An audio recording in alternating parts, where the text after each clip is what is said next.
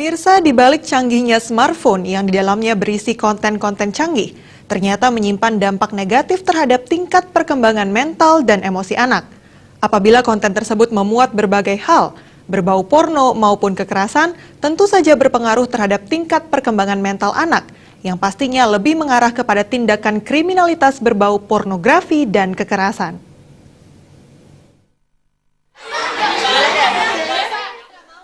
Para akademisi kedepannya ingin menggandeng para produsen smartphone agar bisa membuat terobosan baru dengan mengeluarkan smartphone berisi konten yang sesuai dengan umur anak dan jenjang pendidikannya.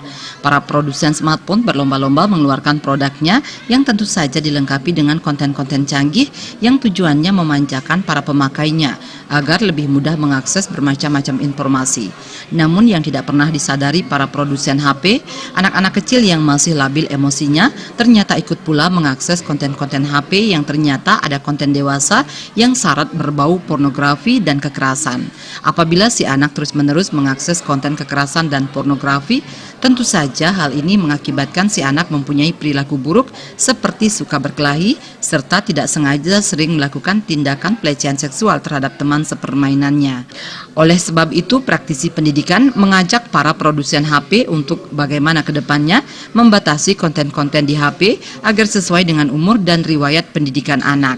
Konten-konten dewasa yang belum waktunya diakses anak terbukti sebagai pemicu kejahatan anak, baik kejahatan pembunuhan, pelecehan seksual hingga tindak pemerkosaan yang sekarang marak pelakunya dari anak-anak.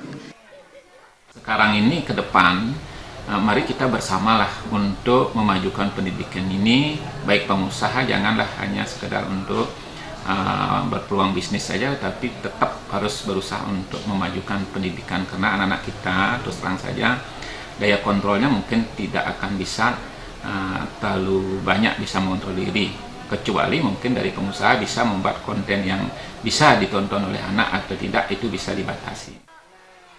Keteledoran orang tua dengan menaruh HP sembarangan terbukti sebagai penyebab anak dengan mudahnya mengakses konten-konten berbau kekerasan dan pornografi. Orang tua yang mengakses video-video yang porno itu, jikalau begitu, supaya dirahasiakanlah sedikit kepada anak-anak, jangan menaruh HP sembarangan misalnya, sehingga mudah diambil oleh anak. Yang namanya anak-anak itu sudah canggih, sekarang mereka bisa mengakses semuanya itu tanpa sepengetahuan kita.